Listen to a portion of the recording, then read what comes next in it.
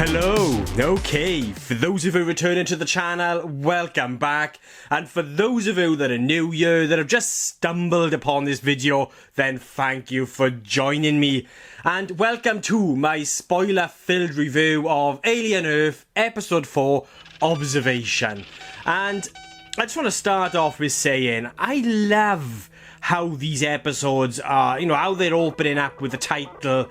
I just love the music, how the score in general has kind of like the echoes of the scores that we've heard before from the previous movies, Aliens and Alien 3. They're all there, and I just love how they are utilised here within the score, and especially with the opening where you've got the kind of very Alien 3 vibes right down to the visuals, and sort of how it kind of cuts to a quick shot of what they've done previously in another episode, but it's just very reminiscent of the opening of Alien 3, I feel. And I think there's definitely, I could be wrong here, but I do feel like there's a lot of nods in particular to the third movie from a visual perspective, and definitely from a sound design and the music side of things. I definitely think there's a more obvious nod to that particular movie. It could just be me, but that's how it's coming across.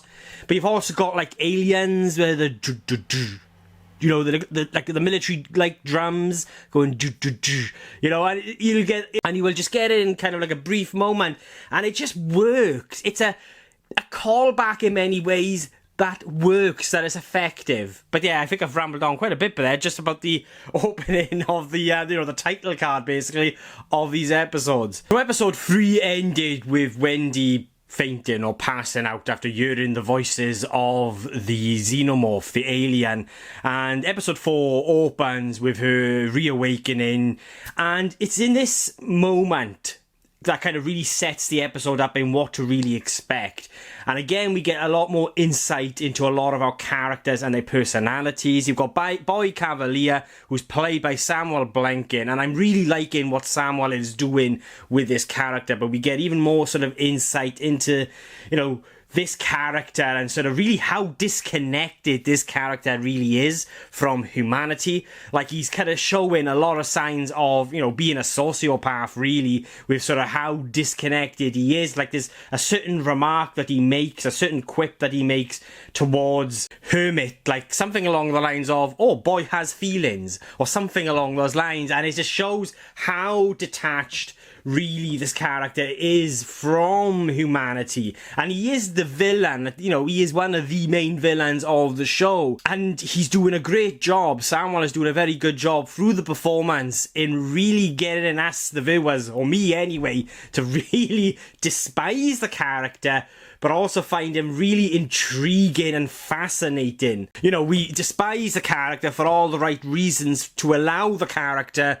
to work, to function, to what I feel Noah Hawley is doing with this particular character within the writing. At the same time, I have got a minor niggle with this character, and that is, even though we are, we're getting a little bit more of this particular character, I still can't quite get a big gauge or a bearing or really truly understand what his motivation is or what he's all about. I don't fully understand the character. At the same time, we do get this basic understanding of him, if that makes sense. That is a minor niggle because, like I said, I am really liking what Samuel Blanken is doing with the character and how his character plays a part within this story, which is, yes, you've got the Beast, which is, the star of the show, the main attraction, but then you've got these other monsters, and sort of, in many ways, what I like that the show is doing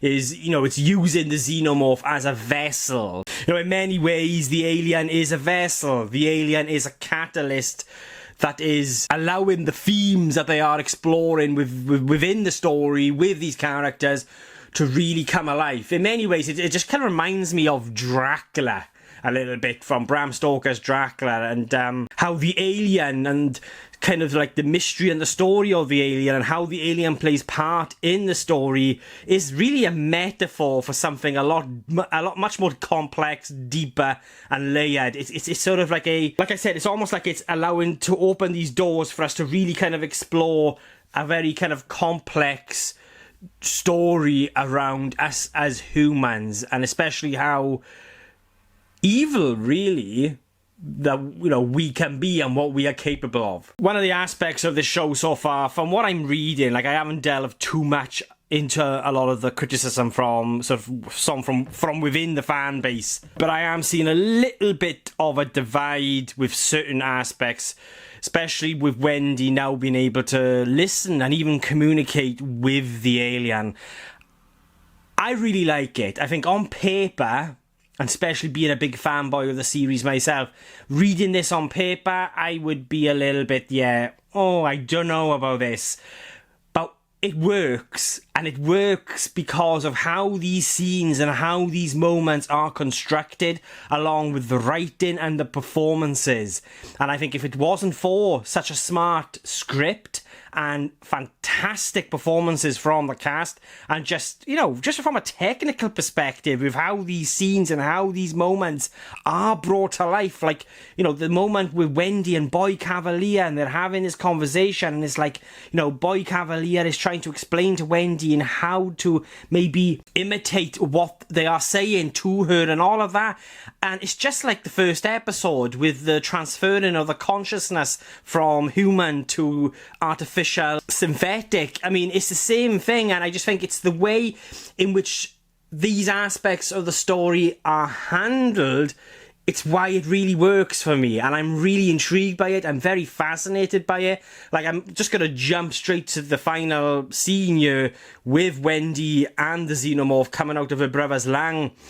And it's a fantastic scene, and again, I get why it might divide some people, especially like the hardcore fans of Alien. But for me, it's a moment that works. It feels organic. It feels like a natural continuation of the story in sort of, with the seeds that they've sowed. It just feels right, and it really does work because of the care that's been taken to handle these such a moment, especially with the writing and the performances. Like, there's nothing really said within that moment, but just from Kirsch looking in the background, observing Wendy, you've still got this kind of the mystery and the intrigue there. Like, there's something going on with Kirsch and it keeps hinting at, and it might go nowhere, but I definitely think there's something more going on with Kirsch. And then you've got this connection that forms then between Wendy and the chest burster. And I just gotta say, I gotta talk about this.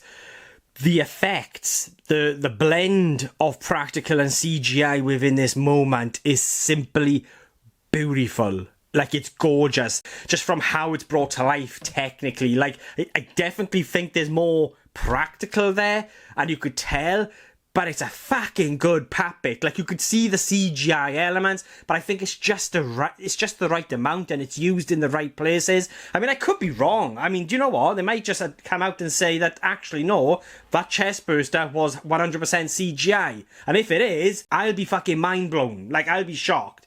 But to me, it definitely looked like a mix of practical. It looked like a puppet with CGI elements, and it just looked stunning. And it's a moment that, again, it's got me very interested and fascinated and excited to see where the story's going to go now, especially with Wendy being able to connect and hear and, speak Alien. Just very, very interested. And I've got my own theories. I know they said that, this is more of a prequel to the original movies, and it's not really thinking, or it's not really connected to what's come before with Prometheus and Alien Covenant.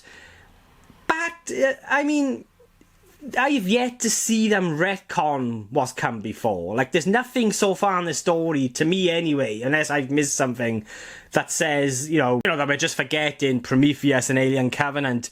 And I still think there's room, maybe, somewhere in the writing or in the story to connect the story of David to all of this, potentially. I kind of hope they do, because I am a massive fan. I say a massive fan. I'm a massive fan of the story of David. I have issues with both Prometheus and Covenant, but I don't hate those movies either. There was a lot that I really admired and appreciated about them, especially the story of David. And so there is going to be that little bit of a fanboy inside me that's hoping there'll be somewhat of a resolution or a connection to that story of David. And this is going to be one of those episodes, again, that I think will divide people, especially the hardcore fans, really, of the Alien franchise. Because this is an episode that is not relying on the main attraction, the main star, which is the Beast. You know, we're all here as Alien fans to see the alien. But again, going back to how they're using the alien within the story and how it's more of a catalyst, really, or a vessel for us to really kind of dive into these much more deeper, complex, layered themes around humanity, and just sort of how Alien really is kind of like the creature itself is just a vessel for that. And I'm just really admiring that aspect of it. And this is an episode where it's not relying on the xenomorph. Like, yes, we get the moment with the weird eye creature, which, by the way, it's a very disturbing scene. It's a scene that was very unsettling to watch, like that poor fucking sheep. I mean, it's for all different reasons, and I actually found it quite hard to watch, and I just think the design of the creature is incredible. Like, it's brilliant, but it's why it's so effective.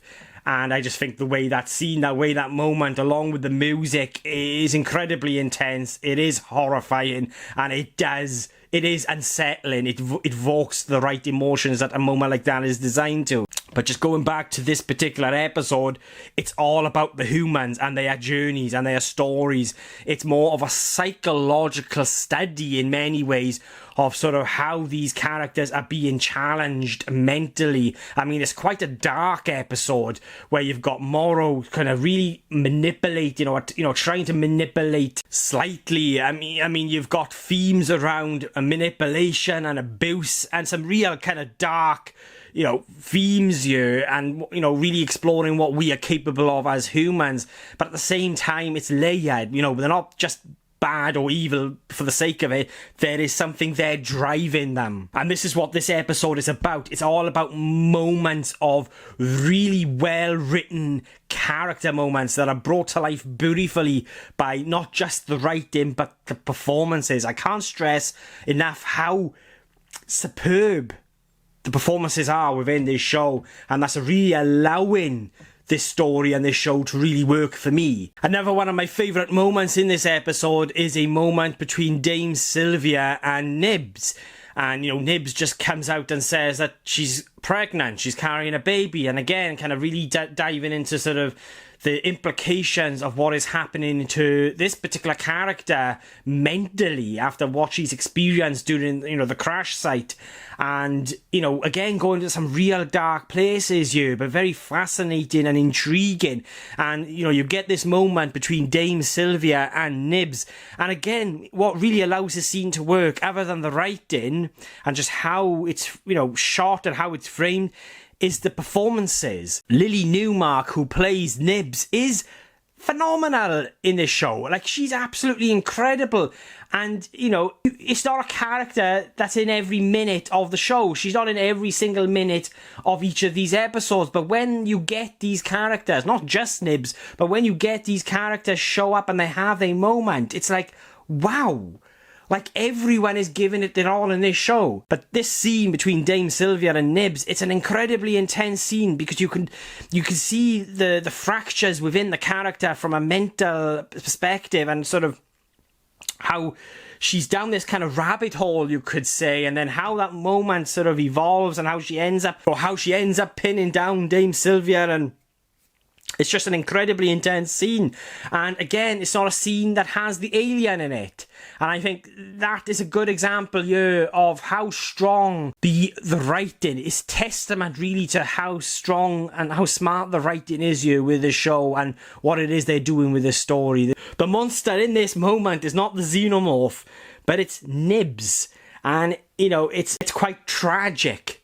as well with what is happening, because it's a different kind of monster, and that's what I'm liking about the show. Is it's not just one monster, it's not just these 5 creatures, it's, you know, monsters from different perspectives, whether it be unintentional or it's just so incredibly layered. It's brilliant. And then to just sort of go back on what I was saying about the connection potentially between Covenant and Prometheus, you know, I do wonder, like, the next episode, they've released a teaser trailer for it, and with the next episode, they're going to be exploring what actually happened on this, you know, research vessel, the Maginaut, and, you know, how it all went down. And I'm really looking forward to that. I had a feeling after watching the first episode, just the way that first episode was cut, you could kind of sense that actually, you know, you've kind of felt like, yes, we're probably going to end up going back there to understand, you know, why and what happened. And we are going to probably get some reveals and, you know, who's behind what and all of that. And I am really curious behind sort of the 5 creatures, like, how did they know that, you know, did they know that there's these 5 creatures? How did they know that there was these 5 creatures? Or was it just purely random? You know, were they just sent on this mission to find creatures, you know, alien life forms? Or did they know, did Weyland-Yutani already know about these creatures? But then, you know, when you've got Noah Hawley saying that this is not, you know, they weren't interested in connecting this to the previous movies, to me, there's definitely room here to be potentially connected to those previous movies. Like, I can't remember where I seen it somewhere on the internet, but someone sort of used David's drawings to show how some of the creatures that David drew, how there was a resemblance between some of the creatures in David's drawings to the creatures that we've got here in the show. And I just find that very fascinating. Maybe, you know, it's just the fanboy in me just kind of hoping, and if it doesn't connect to that story, then I'm not going to be disappointed, because I'm already invested. I am on board with this story, with this show. The only worry, I've got a slight worry at the minute, is with only 4 episodes left, and with episode 5 sort of showing us the story of what went down on this, you know, deep space research vessel. Like, I don't know how much of that episode is going to, you know, be taken up with that aspect of the story.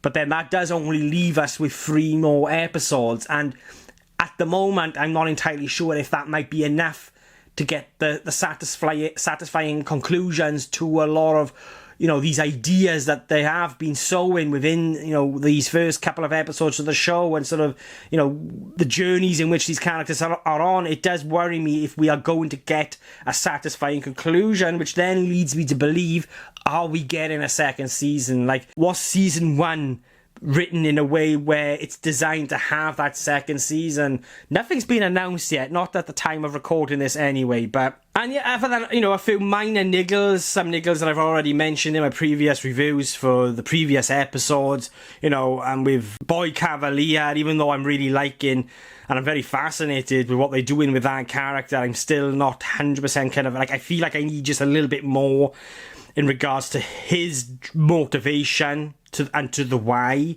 of his character. Like, I get it. Like, there's that fascination with Peter Pan. You know, he's very much a sociopath, or shares the qualities of a sociopath, in sort of how he's kind of manipulating and how sort of disconnected he is from empathy. But I'm not quite getting the sort of, like, especially when it comes to kind of taking Yutani's creatures. You know, it's like... I'm not quite sold on his decision around that, but then at the same time, then when you come to the other characters and sort of how they kind of question that, and they were like, you know, come on now, you know, your focus needs to be on these hybrids, not these creatures, and then that allows it to just be a minor niggle for me. At the same time, I just feel like I need something more. But for me personally, I think episode 4 is one of the strongest, if not the strongest episode, really, just purely down to sort of how these moments are brought to life and how it just immerses you into these moments, and it doesn't have to rely on the beast for it to be satisfying. So yeah, they are my scattered thoughts really on episode 4 of Alien Earth. I am really digging this show. I did not expect to be feeling like this right now with Alien Earth, though I am very relieved. And we're halfway through. I can sense that there's a care has been taken with this story. And you could just start to see all the kind of the pieces of the puzzle and what it is they are attempting you with these characters, and sort of how they're using the alien really as this kind of the vessel really for us to really dive, deep dive into sort of kind of the darker corners of humanity, you can say, and what we are capable of as humans. And it's frustrating in many ways, because even though I do admire what Ridley Scott was attempting with Prometheus and Covenant, and how I admired elements of the prequels, Noah Hawley gets it. He's the one that's giving us something, a prequel that makes sense, and it's working for me. Like, there are aspects of Prometheus and Covenant that didn't work with me. Like, I've never really been 100% fully on board with the idea behind the engineers and their involvement with the story. And I like how Noah Hawley has kind of gone back to the fact that, at the moment anyway, the alien has kind of just gone back to being this mystery, just a creature that's been found. They found these eggs, and like I said, at the moment, what the show has done is kind of injected the mystery in many ways back into the beast. Now, that might change in 4 episodes' time. We might end up getting that connection to Covenant and Prometheus. We don't know. So that's it. That's enough rambling from me for now. They are my thoughts on episode 4 of Alien Earth, Observation, and I will be giving Observation